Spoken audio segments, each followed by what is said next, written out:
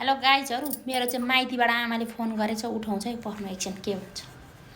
Hello हजुर आमा। के भयो रे? के भयो रे? भाउजू उठेर चिया पकाएर दिएन रे? अनि तिमी बुढी आफै पकाएर खाऊ न त, आफू पकाएर खान सक्दैनौ? हिजो अस्ति चाँडै उठ्थ्यो भनेर हुन्छ, आज सन्चो नभएर हो कि? मलाई फोन गरुन्जेल त तँलाई सन्चो नभए हो कि बरी भनेर गएर एकचोटि ढोका खोलेर सोध्न सक्दैनौ बुढी? छोरीलाई सुनाउनु पर्छ, हरेक कुरा बे गरेर गइसकेको छोरीलाई सुनाएर हुन्छ?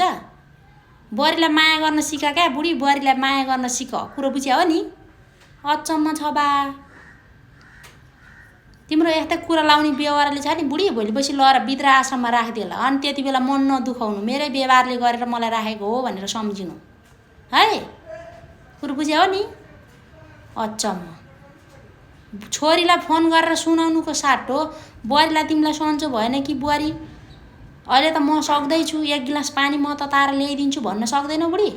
खालि छोरीहरूलाई फोन गरेर सुनाएर कुरा लाएर हुन्छ? अचम्म छ बा। त्यसै होइन तिमीहरूलाई बुढेसकालमा लाग्दै वृद्धाश्रम राख्दै गर्ने, बुहारीलाई चाहिँ देखि नसक्ने, हरेक कुरा छोरीसँग सल्लाह गर्नुपर्ने, छोरीलाई सुनाउनु पर्ने, एक दर्जन चुरा किनेर लाउनु पर्ने, छोरीसँग सल्लाह गर्नु, घरमा भएको बुहारीसँग सल्लाह गर्ने, अब हामीसँग होइन, बुझ्यौ नि? फोन राख बुढी भनेर यतिको भन्ने छोरी चाहिँ हुनुपर्छ है गाइजहरू।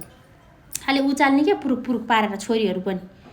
अनि ऊ बेलामा बाबुबाजेले कुरा गरेर सुन्थेँ क्या म, के अरे दाजुभाइको कारणले चेलीबेटीको घर बिग्रिँदैन रे, चेलीबेटीको कारणले दाजुभाइको घर बिग्रिन्छ रे क्या गाइजहरू है। यतिको चाहिँ भन्नुपर्छ, आफ्नो आमाबाउलाई सम्झाउनुपर्छ है।